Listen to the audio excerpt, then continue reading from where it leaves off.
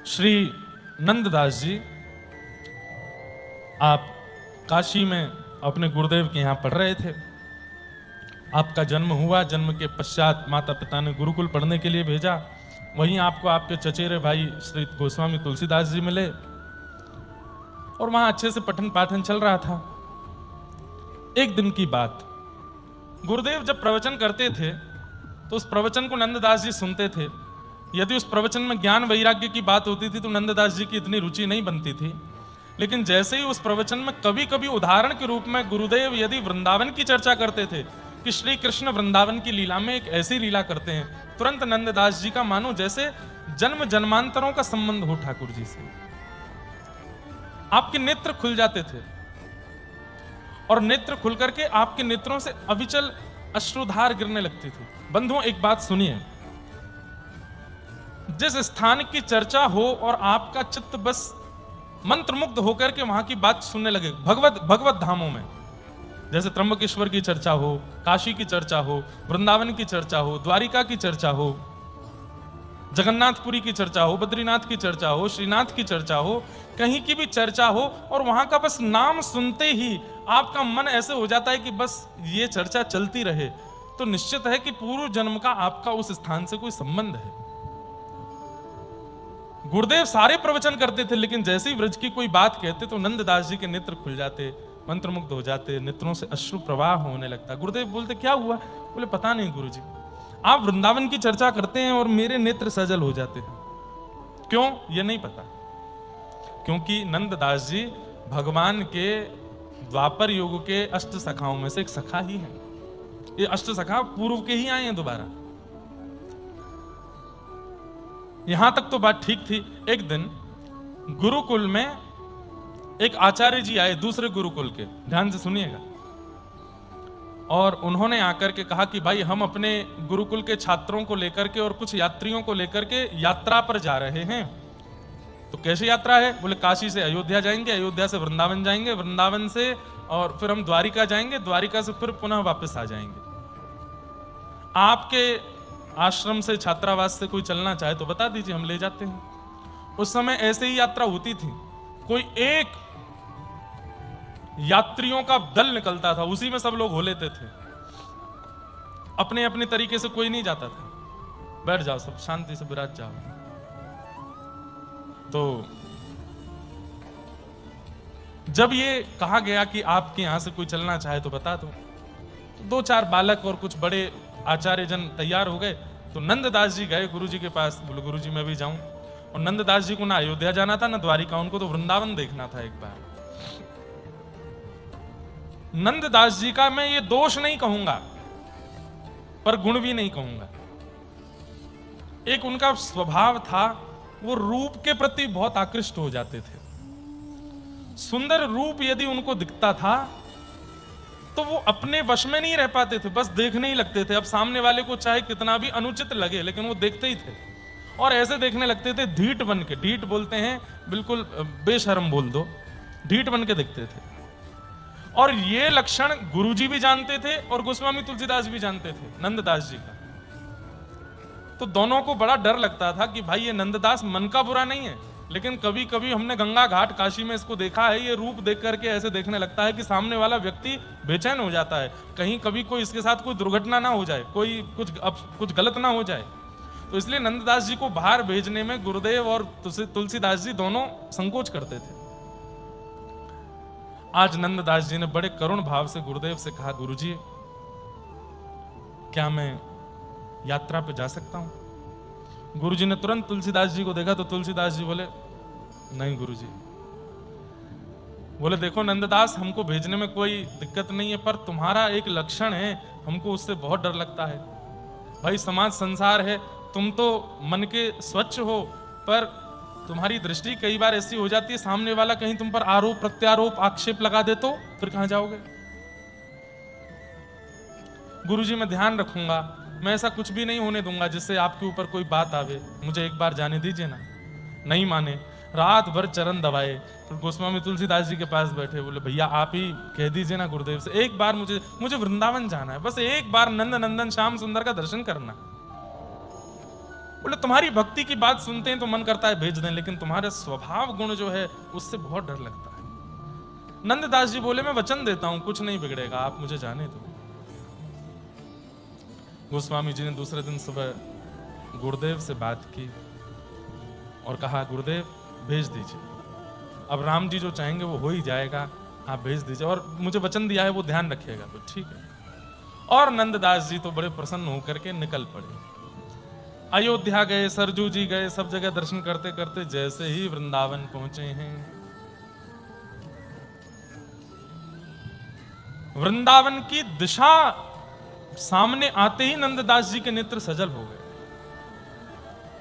अब एक बात आप सोचेंगे कि इनके अंदर एक विकार भी है, लेकिन भक्ति कैसी प्रेम युक्त है वो भी तो देखिए।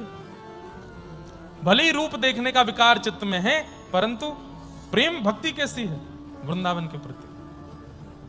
वहीं से ही दंडवत करने लगे, श्री वृंदावन में जाकर के वृक्षों को प्रणाम करने लगे, वृक्षों को आलिंगन करने लगे, उस समय के प्रकट मंदिरों के दर्शन करने लगे, गिरिराज पर्वत का दर्शन किया, श्री यमुना जी का दर्शन करके तो निहाल हो गए।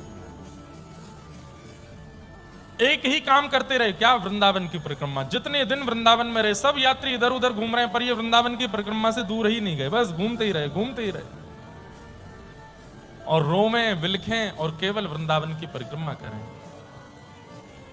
4-5 दिन वृंदावन में रहने के बाद सब यात्रियों ने कहा अब आगे की यात्रा पर चलें। तो नंददास जी बोलते एक दिन और रुक जाइए, अभी गोकुल देख लेते हैं। अगले दिन बोले एक दिन और रुक जाइए, नंदगांव देख लेते हैं, एक दिन और रुक जाइए। ऐसे करते करते नंददास जी ने उस यात्रा को 1 महीने तक वृंदावन में रोक के रखा।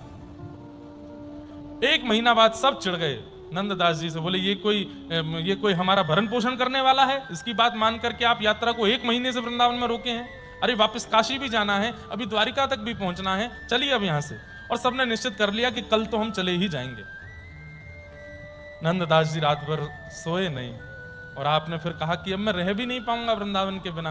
और सुबह प्रातःकाल सबके उठने से पहले ही आप यात्रा छोड़ करके और वृंदावन के सघन कुंज में जाके बैठ गए। सुबह होकर के यात्रियों ने सबने ढूंढा, लेकिन नंददास जी नहीं मिले। और सब लोगों ने सोचा भलिया है, बला थी सिर पर, छूट गई छूट जान दो, चलो आगे। और सब इनको वृंदावन में छोड़ के द्वारिका प्रस्थान कर गए। द्वारिका प्रस्थान कर गए। नंददास जी बड़े प्रसन्न हैं, अब वृंदावन में रहते हैं, यमुना जी का दर्शन करते हैं, खूब प्रेम से इधर उधर घूमते हैं, आनंद करते हैं। लेकिन एक दिन यमुना जी के तट पर बैठे बैठे आपके मन में आया कि मैंने बिना गुरुदेव से आज्ञा लिए, बिना अपने आचार्य को बताए वृंदावन धाम में रहना स्वीकार किया, कहीं इसका अपराध तो नहीं लग जाएगा मुझे। और मूल बात यह थी कि ठाकुर जी का अनुभव नहीं हुआ अभी तक, इसलिए इनको लगा कि कहीं गुरुदेव का अपराध तो नहीं लगा हुआ है मुझे कि मैंने उनसे बिना पूछे कर लिया। तो इन्होंने तुरंत अपना सामान उठाया और एक क्षण में ही दौड़े। यात्रा ज्यादा दूर नहीं पहुंची होगी, मैं चला जाता हूं, यात्रा में ही दोबारा सम्मिलित होकर काशी जाके गुरुदेव से आज्ञा लेके, नहीं मानेंगे तो मनाऊंगा, पर उनको मनाए बिना वृंदावन नहीं आऊंगा। चले गए। लेकिन स्थिति क्या हुई, ध्यान से सुनना। अब जिस रास्ते से यात्रा वृंदावन में प्रवेश करी थी वो रास्ता इनको पता था। ये दौड़ करके उस रास्ते पे जाएं और दौड़ते दौड़ते दौड़ते दौड़ते शाम हो जाए और शाम को आकर के क्या देखते हैं, जहां से दौड़ना शुरू किया था दौड़ के वहीं आ गए, यमुना जी के तट पर। स्थिति ये हो गई कि पहले ये वृंदावन का त्याग नहीं कर रहे थे, अब वृंदावन इनको नहीं छोड़ रहा था।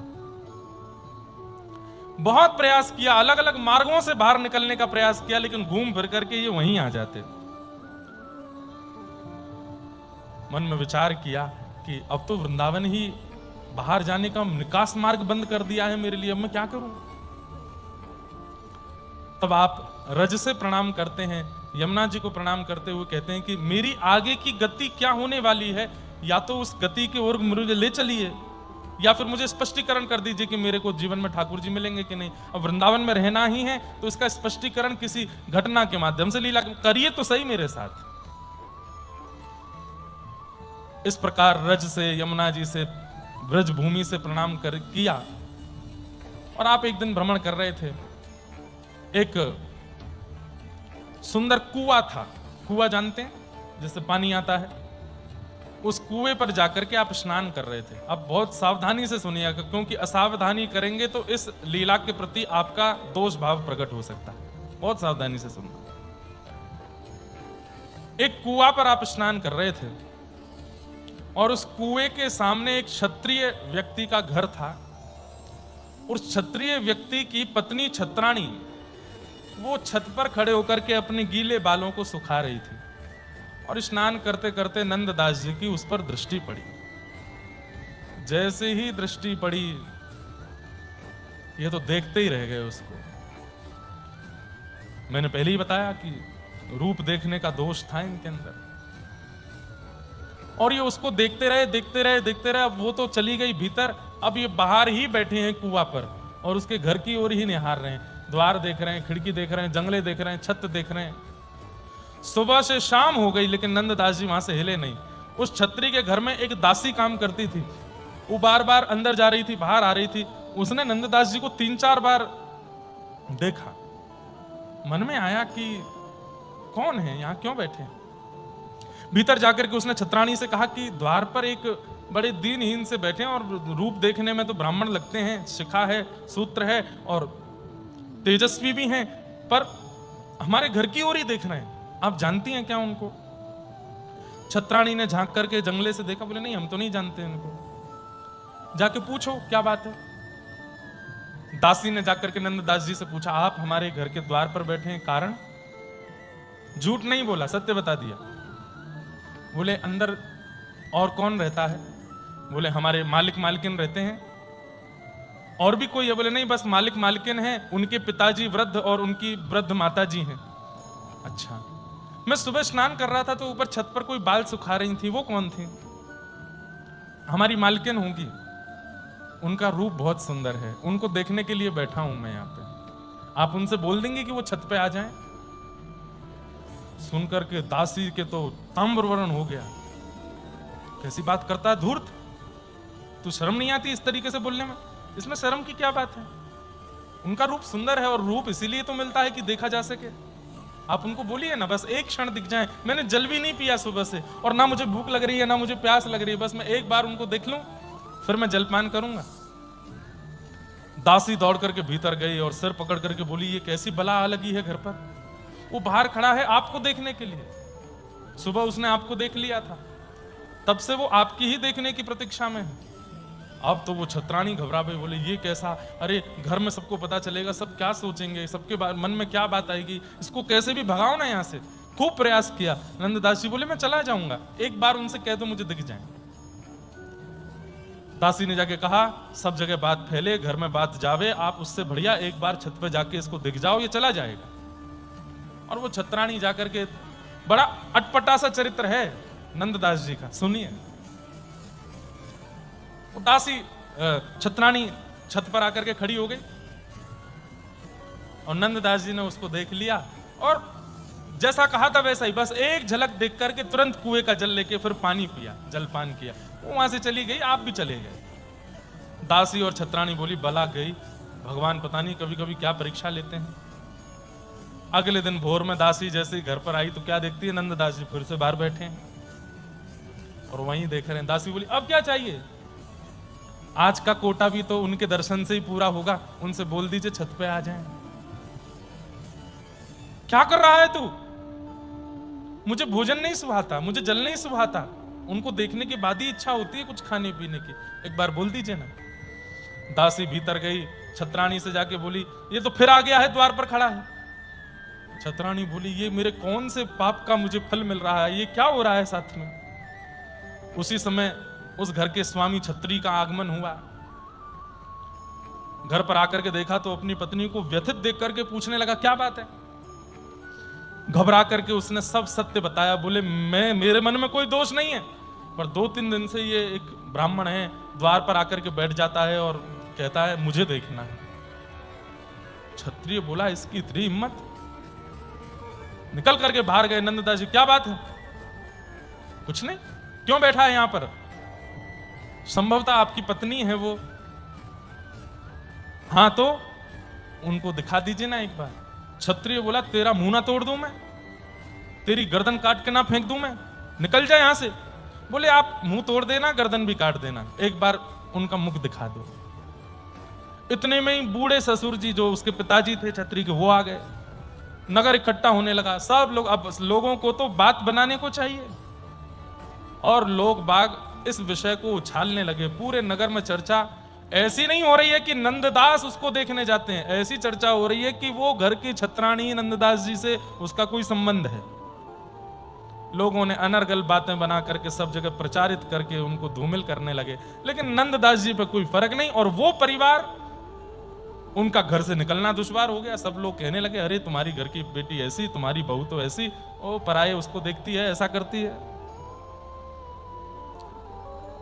छत्री बोला, आज मैं इसको जान से मार दूंगा। तो उसके पिता ने समझाया, बोले वो ब्राह्मण है और पूरा नगर उसको देखता है, अगर कल को वो नहीं दिखा, खोजबीन करने पे पता चला कि तुमने उसको मार दिया तो हमारी और बदनामी हो जाएगी।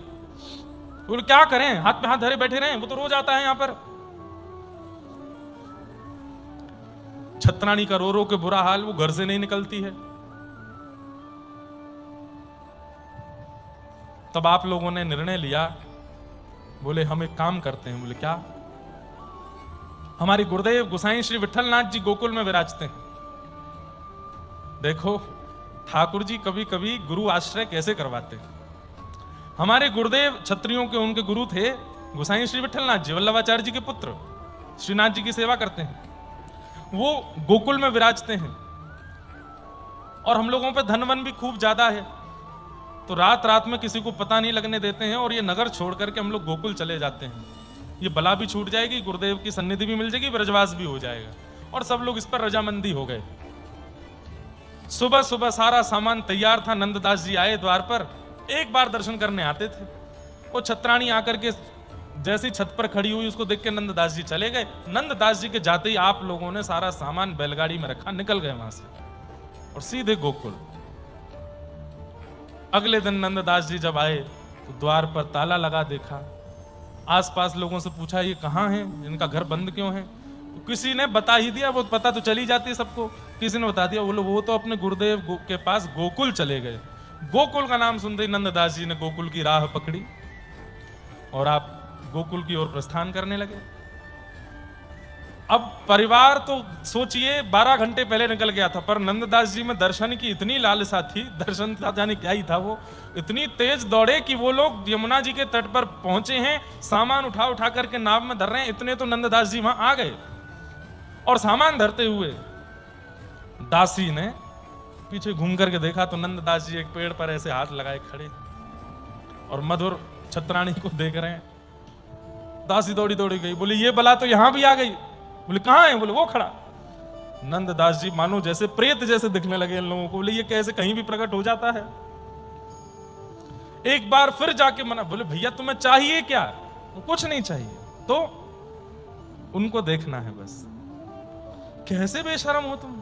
अरे वो किसी की पत्नी है, किसी की बेटी है, किसी की बहू है, इतनी तो लाज। तो बोले मैं कुछ कह रहा हूं आपसे, मैंने ये तो कहा नहीं कि मेरा विवाह कर दो, मैंने ये तो कहा नहीं कि मुझे उनसे मिला दो या मेरा कुछ उनसे वार्ता करा दो ना, देखना ही तो है। सब लोग नाव में बैठ गए और नाव वाले से कहा पार करने का कितना लोगे? बोले 1.5 रुपया। बोले हम तुझे 1.5 रुपया पार करने का देते हैं, 10 रुपया ऊपर से देते हैं। बोले किस लिए? सारे नाविकों को बोल दो इसको पार नहीं करें। नाव वाले ने कहा ठीक है, इसको पार नहीं करूंगा, आप चिंता मत करो। परिवार को पार कर दिया और उस नाव वाले ने सब में रुपए बांट दिए। बोले ये नंददास नाम का खड़ा है, इसको पार नहीं करना, चाहे जितना कहे। परिवार चला गया। मतलब अगर आज की डेट में नंददास जी के ऊपर कोई बायोग्राफी बना दी जाए तो थोड़े साइको जैसे लगेगा उनका चरित्र। कितने मतलब जैसे कोई आदमी पागल सा नहीं हो जाता है, ऐसा। और कभी कभी ऐसों को ही ठाकुर जी पकड़ते हैं। प्रेम तो है चित्त में, पर अभी उस प्रेम को राह दिखाने वाले गुरु नहीं मिले। गंगा जी तो अवतरित हुई हिमालय से, लेकिन आगे आगे भगीरथ जी चल रहे हैं राह दिखाते हुए, तब जाकर के सागर में मिली हैं। ऐसे ही प्रेम सबके चित्त में होता है, भाव सबके चित्त में होता है, लेकिन उसको सही पथ दिखाने वाला गुरु चाहिए। दोष नाम की कोई वस्तु संसार में होती नहीं है।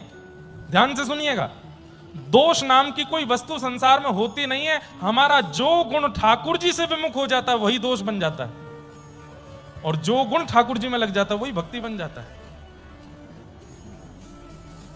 दोष नाम की कोई वस्तु नहीं होती। क्रोध दोष नहीं है, संसार में है तो दोष है।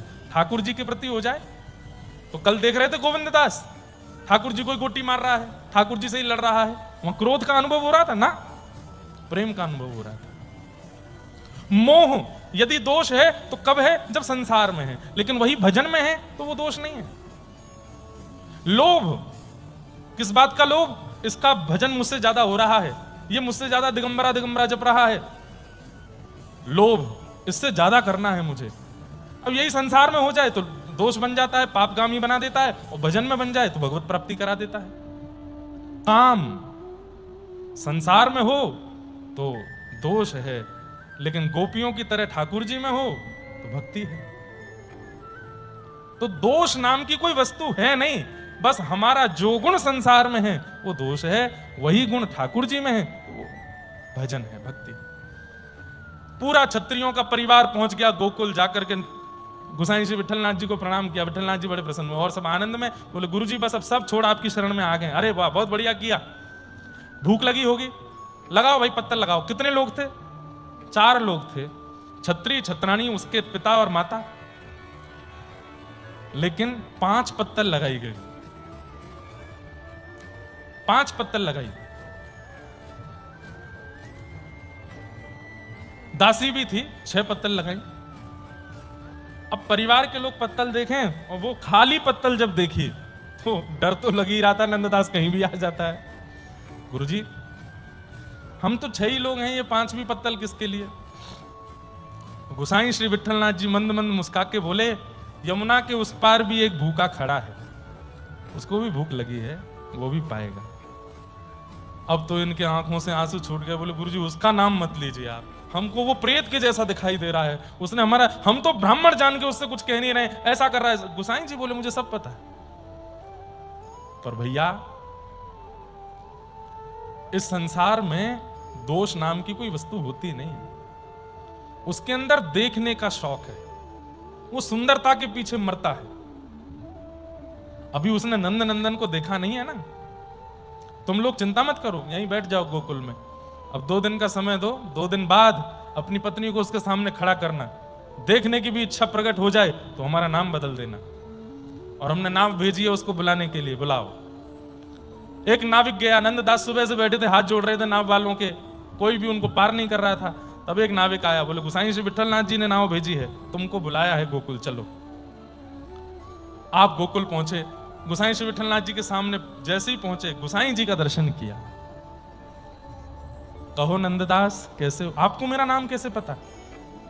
मैंने तो ऐसे ही बोल दिया, तुम्हारे मुख से लग रहा था कि हम नंद नंदन के दास हैं और तुम उनके प्रेमी लगते हो, तो नंददास बोला। कैसे हो? अच्छे हैं, प्रसाद पाओ, प्रसाद पवाया, चलो आओ तो मैं दर्शन कराता हूं। और आपने नंददास को ले जाकर के ठाकुर जी के नवनीत प्रियालाल, विश्व के सबसे पहले लड्डू गोपाल नवनीत प्रियालाल, इतने से हैं, अंगुष्ठ मात्र, आज भी नाथद्वार में दर्शन होता है उनका। श्रीमद वल्लभाचार्य महाप्रभु के सेवा के ठाकुर जी इतने से ही हैं बस। और उनकी ही ये झांकी है, शोभित कर नवनीत लिए, घुटरुन चलत रेणु तन मंडित, गोरोचन तिलक किए। जाकर के भीतर गोसाई श्री विठलनाथ जी ने प्रार्थना की, बोले द्वार पर नंददास आया है और रूप देखने की बड़ी आसक्ति है उसमें, नाथ आज ने अपनो मुखार बिंद दिखाए दो।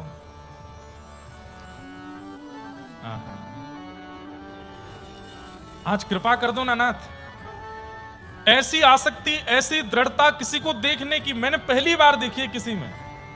पागल है, बावला है सुंदरता देखने के लिए, दिखा दीजिए ना अपना रूप।